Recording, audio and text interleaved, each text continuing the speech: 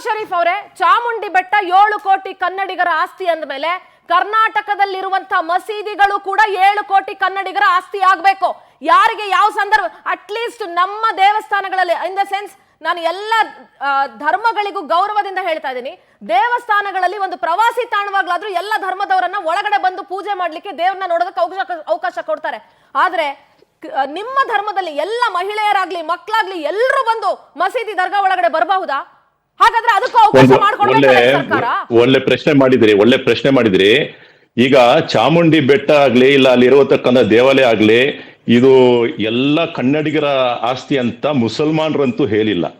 ಹಾಗಾಗಿ ಯಾರು ಹೇಳಿದ್ರೋ ಅವ್ರನ್ನ ಪ್ರಶ್ನಿಸಿ. ಅವ್ರ ಮನೆ ಬೇಕಂದ್ರೆ ಅವ್ರ ಮನೆ ಬೇಕಂದ್ರೆ ನೀವು ತಗೊಳ್ಳಿ, ಆದ್ರೆ ನಮ್ಮ ಮಸೀದಿ ಮೇಲೆ ಕಣ್ಣಾಗ್ಬೇಡಿ. Right sir, I agree your point. ಯಾಕೆ ಅಂದ್ರೆ ಚಾಮುಂಡಿ ಬೆಟ್ಟ ಇದು ಕಾಂಗ್ರೆಸ್ ಸರ್ಕಾರಕ್ಕೆ ಬೇಕಾಗಿದ್ದಂತ ಆನ್ಸರ್. ಇದು ಅವ್ರು ಕೊಡ್ತಾ ಇದಾರೆ, ತಗೊಂಡು ಹೊಡಿಸ್ಕೊಳ್ಳಿ. ನೀವು ಅವ್ರ ಭಾವನೆ ನಾವು ಗೌರವಿಸ್ತೀವಿ.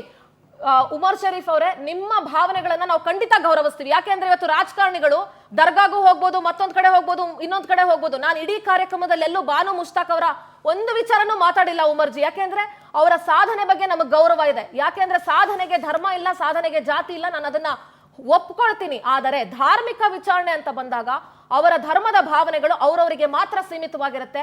ಅದನ್ನ ಹಾಳು ಮಾಡುವಂತ ಒಂದು ಕೆಲಸ ಯಾವ ರಾಜಕೀಯ ಪಕ್ಷಗಳಿಗೂ ಕೂಡ ಇರೋದಿಲ್ಲ.